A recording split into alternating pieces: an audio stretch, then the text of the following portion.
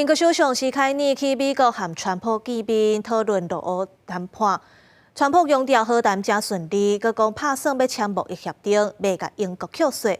另外，史凯尼嘛转交英国国王的批，邀请川普第2届的国事访问。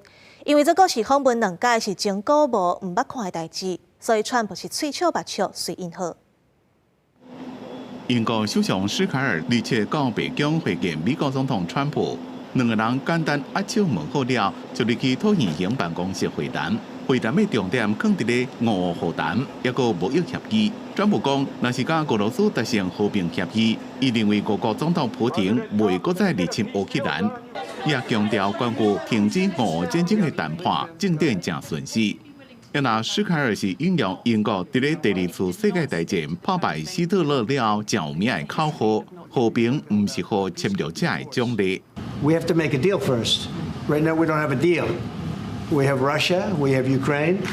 I think we're very well advanced. I think Russia has been acting very well. That is that we have to win the peace. And that's what we must do now. Because it can't be peace that rewards the aggressor or that gives encouragement to regimes like Iran. We agree history must be on the side of the peacemaker, not the invader. 史凯尔也讲，英国已经传好要派维和部队去乌克兰，不过美国并无明确表示敢会提供安全保障。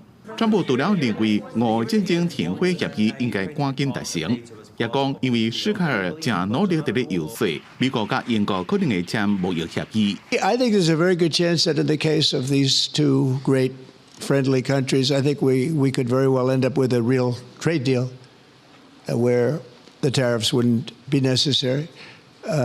We'll see. 伫会谈时阵，史凯尔转交英国国王查尔斯3世邀请函，邀请川普再一遍去英国进行国事访问。川普也笑笑地问讲，敢会当现场甲批拆开看，也俄罗国王是绅士，签名真水。I think the last state visit was a tremendous success. It was. His Majesty the King wants to make this even better than that. So this is truly historic. An unprecedented second state visit he wants to. 双方会谈气氛正好，伫会后记者会，川普也个俄罗史凯尔讲话口音正好听。不过当史凯尔伫咧回应记者有关加拿大的问题时阵，伊讲双方并无讨论到这个议题，但是川普这个时阵煞甲伊的话插断，互现场有淡薄仔碍拗。公司新闻张伟林编写。